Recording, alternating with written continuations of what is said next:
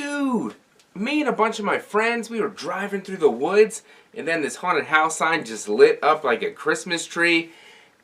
And what the hell, man, we decided to go check that shit out. That was a bad idea.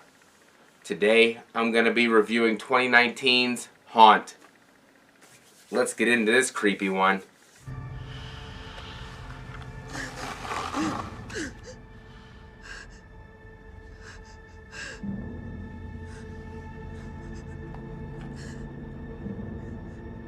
Who's Sam?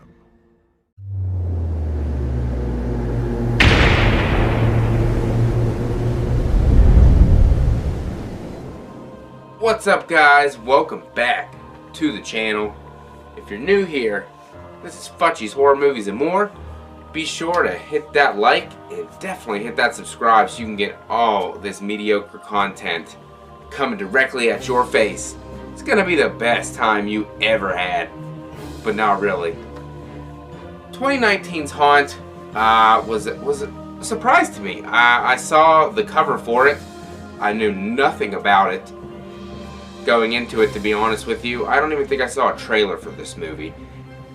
And I'm glad I didn't, because this movie was kick-ass. Big time. It was produced by Eli Roth. You might remember him from Hostel. Those bloody-ass movies. This isn't quite to that level, but there's still some gore in this flick. It was directed by Scott Beck and Brian Woods. Stars Katie Stevens, Will Britton, and a Killer Flicks alum who interacts the Killer Flicks Facebook page on a daily basis, Damian Maffey. And I've had the opportunity, I messaged him and he actually answered back, and we talked a little bit about this movie. So he's a really cool dude, and this movie is badass. The concept of this movie is they were at a party. They wanted to go find a haunt, you know, a creepy place. It's Halloween time. They wanted to go check out a haunt. So they were looking for them on like Google Maps or something like that, or Yelp. And they couldn't agree on one, and then conveniently they're going down the road and bam, this sign just lights up in the middle of nowhere, into the woods. And they're like, what the hell, let's go for it.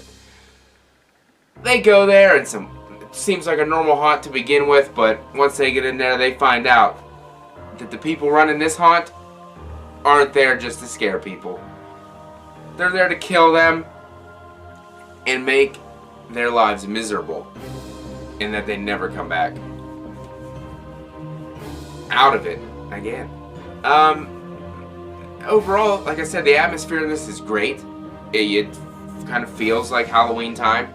The haunt feels like a real haunt that you would go to. It's not one of those, they didn't over elaborate, you know, the haunt atmosphere to make it so unbelievable that, come on dude, they wouldn't have that shit deep in the woods.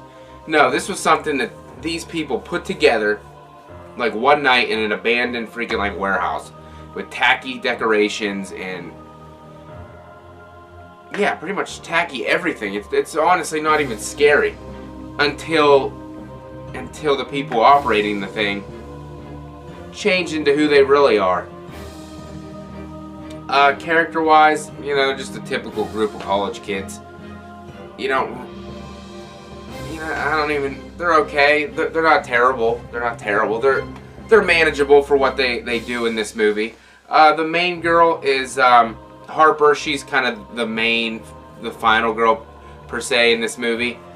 They try to give her like a backstory, like she comes from an abusive home, an abusive father, but at the time when she's going over that in the haunted house, in the haunted attraction, it doesn't have as much meaning as you think it should until actually the movie gets to the climax, and then it all comes full circle again, and you really appreciate the character arc that she went through in this film.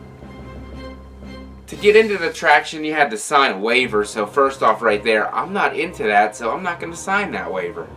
And you had to turn over your cell phones. Another no-go.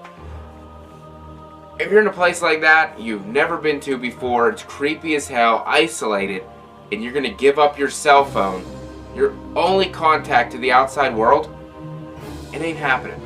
You know, most movies, they keep their cell phones, but there's no signal where they're at conveniently. This one goes about it in a totally different way, in a totally more realistic way. They gave up their cell phones because they weren't allowed them inside the attraction, which is understandable and reasonable. So you're not going to say, man, that was dumb that they don't have phones.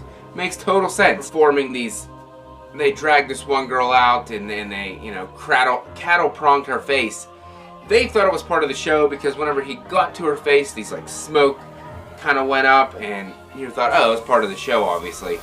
But one of their friends that was with them, Mallory, she gets lost, and then they end up, the witch character drags her out right into the same area, and you think, oh, it's just a, you know, it's just a prank, but it's our friend this time. No, he goes right through her face, killing Mallory, and they still don't. They kind of think something's wrong, but at the same time, they're still going along with it until more shit starts to happen. And obviously, you know that this isn't how this is supposed to be. So they're trying to get out of there any way they can. One of the characters in this movie, the ghost character, his name is Mitch. He seems like he's trying to help, seems like he's going to be a genuine person and try to get them out of there to safety. He tricks them into thinking that, but he actually locks them down in there. They keep asking to see his face. And a lot of this movie is based on what's underneath the mask. They want to see your face under the mask. But the ghost will not take his mask off. So obviously you're wondering, what the hell's up with this guy's face? What's these people's deals that they're not going to let you see what they look like underneath? Later in the movie, our boy Damian Maffei, the devil in this movie, who's like the most menacing character in this film, pitchforks a girl in the face. Pitchforks should be used more often in horror movies, I'm telling you. Pitchforks are badass, and this devil, being a devil, because they usually have pitchforks, he sticks to his guns and uses the pitchfork, baby. I love it. See the devil's face? It's like all deformed and lumpy and shit. It doesn't look quite like a human's face at all. So you're wondering what the rest of these guys' face look like. And pretty soon we will find out what they exactly look like underneath there. The one guy, I'm not sure his name in the movie, to be honest with you guys. He was the chubbier kid. He thought he was escaping, zig-zagging through the maze to get out. But he runs into the ghost, and the ghost lets him see his face, and it is another deformed, monstrous-looking face. And what he does to that kid, he rips the kid's face off. I think it was a crowbar, don't quote me, it could be wrong, but he puts it in, and he just peels the kid's face completely off. Gruesome shit. I loved every second of it. This is what I want in a haunt movie. This is what I want in a haunted attraction movie. It's creepy, it's scary as shit, and this shit could really happen. They probably have these out there, and you have no idea they even exist. And the people that go there probably don't make it out to tell you or to tell the police that they actually exist. And that's a scary ass thing. However, one of the other characters in the movie, Nathan, he was kind of like Harper's kind of like thing, but they weren't really a thing. He comes in, he saves Harper, he shoots him with a freaking nail gun. So they kind of escape for the time being. But Harper somehow makes it to the final room in this movie where she has to find a key to escape. Wink, wink, because you know the hell she ain't getting out. Fortunately for the devil, she fights back. She stabs him in the eye, and then one of the traps that goes off is a shotgun and shoots him right in the face. They're not playing in this movie. They ain't afraid to show a little blood. I think it could have been a little gorier, but there was some gore, some carnage, candy in this movie, so it was a hell of a fun ride. Definitely. Harper accidentally stabs one of her friends because they were dressed up in a costume as well, but she didn't know. So I wouldn't blame that on her, because what do you think she's supposed to do whenever she sees somebody in a costume coming at her? Obviously, she's thinking they're going to be bad. Harper has an abusive boyfriend. He got through. He found out where she was. He he was coming out there to rescue her. It's the only time that having an abusive boyfriend's gonna be helpful. Because when he gets there, you think, hell yeah, dude, this guy's gonna beat some ass. Nope. He don't make it in the thing for 5 seconds before he's taken out and killed. So, he must only be good at beating up women because he couldn't even do shit against these dudes. At all. And the way he was killed, he got a cinder block dropped on his hand and then hit in the face by a sledgehammer, dude. That guy didn't stand a damn chance, but that's what you get for being an abusive dick. You get killed like that, and I applaud you. Another bad person in the movie was the clown, and guess what? Harper takes out the clown too, because Harper ain't playing around. She dealt with that abusive father her whole life, so she ain't taking none of the abuse from these assholes in this haunt. And I didn't really like her at the beginning of this movie, but as it continues to go on, I really do like the Harper character. She's strong. She's not going to give up. She's fighting to make it out and to live. And I appreciate that in a final girl, and I think she was a pretty damn good one. They finally run into one worker who they think is good towards the end of the movie, which he is good. They kind of forced him into this. I guess that's how they recruit new workers. But he really didn't realize he was going to be killing people for real. So he was trying to get out, but he didn't make it out because the haunt people killed him too.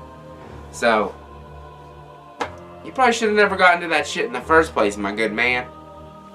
And the reason that the people in the movie were trying to, they wanted to look like real monsters. That's why their faces were all deformed, because at one point they were just regular people.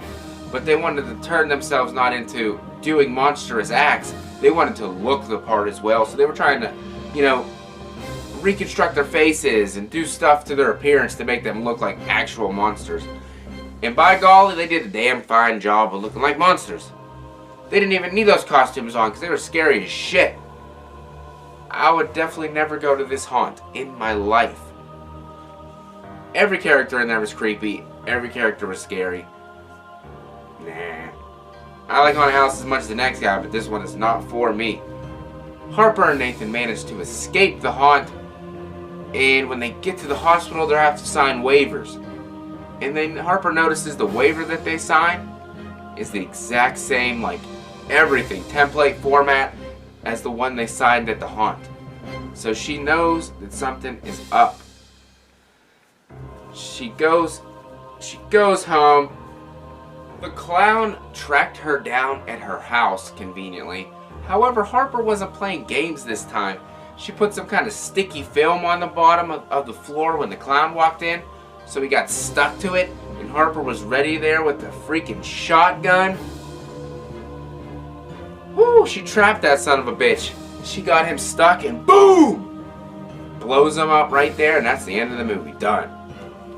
That's the kind of ending you're looking for. One final punch. They could have ended it at the hospital scene, but they drug it one more scene further, just to solidify her character arc and to make her one badass bitch. She wasn't taking their shit.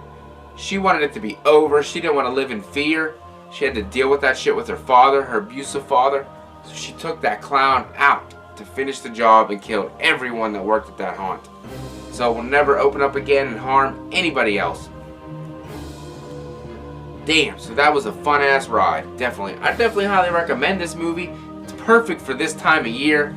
During 31 Days of Myers. Had to do a haunted attraction kind of a film. And this is the one that I had to go with. And it was a fun ass ride. And I definitely enjoyed it. So I would highly recommend Haunt. Damian Maffei, great job, brother. It was an awesome performance by you. You were creepy as hell.